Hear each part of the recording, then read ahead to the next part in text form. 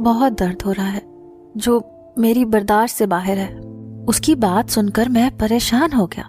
تھوڑی دیر پہلے میں بہت خوش ہو رہا تھا، اب اس کی اداؤں پر مجھے کوفت ہونے لگی۔ مجھے لگ رہا تھا کہ اسے کوئی درد نہیں ہے، وہ بہانہ بنا رہی ہے تاکہ میں اس کے قریب نہ جاؤں۔ میں نے اس سے کہا کہ ٹھیک ہے، میں تمہیں دوائی دے دیتا ہوں۔ میں کمرے سے باہر نکل گیا، سوچ رہا تھا کہ گھر والوں سے کیا کہوں کہ میری بیوی کے پیٹ میں درد ہے، اسی لیے اسے ٹیبلٹ چاہیے۔ یہ باتیں سوچتے ہوئے مجھے نہ جانے کیوں بہت عجیب محسوس ہو رہا تھا۔ سب گھر والے سو چکے تھے، لاؤنج میں اس وقت ہو کا عالم تھا۔ میں نے لاؤنج میں دوائی تلاش کرنی شروع کر دی، جو کہ مجھے مل بھی گئی۔ میں دوائی لے کر پلٹنے ہی لگا تھا کہ میرے کزن نے مجھے وہاں پر دیکھ لیا، جو کہ میرے ماموں کا بیٹا تھا۔ اس نے میرے کندھے پر ہاتھ رکھا، معنی خیز مسکراہٹ اپنے چہرے پر سجا کر بولا کہ سب ٹھیک تو ہے؟ میں نے کہا سب ٹھیک ہے، میری بیوی کی طبیعت کچھ ٹھیک نہیں ہے، اسی وجہ سے میں اس کے لیے دوائی لے کر جا رہا ہوں۔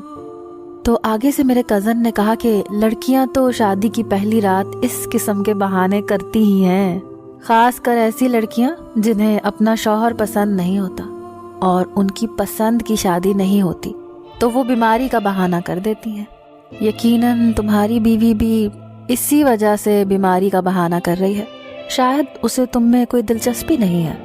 اگر وہ شادی سے خوش ہوتی تو تمہیں اس وقت کمرے سے باہر نہ نکلنا پڑتا۔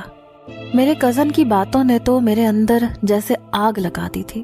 مجھے بہت غصہ آیا تھا، لیکن میں شادی والے گھر کا ماحول خراب نہیں کرنا چاہتا تھا۔ تھوڑی دیر پہلے جو میں سوچ رہا تھا کہ شاید واقعی میری بیوی کو پیٹ میں درد ہوگا، لیکن اب اپنے کزن کی باتیں سن کر مجھے محسوس ہو رہا تھا کہ شاید وہ سچ بول رہا ہے۔ کیا واقعی انابیہ اس شادی سے خوش نہیں ہے؟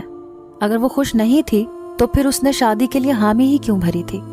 جہاں تک میرے علم میں تھا تو اس کے گھر والوں نے اس کی رضامندی سے یہ رشتہ طے کیا تھا۔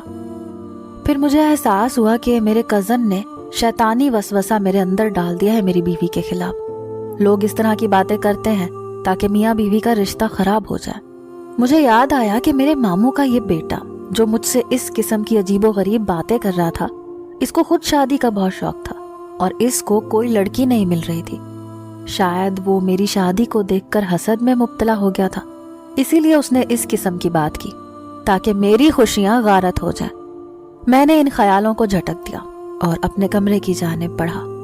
دیکھا تو انابیہ بہت زور سے اپنا پیٹ پکڑ کر بیٹھی ہے اور اس کی آنکھوں سے آنسو جاری ہیں۔ میں فوراً اس کے پاس گیا، اسے دوا دی اور پانی پلایا۔ میں نے اس سے کہا کہ وہ تھوڑا آرام کر لے۔ جیسی بھی تھی وہ میری بیوی تھی اور اس کا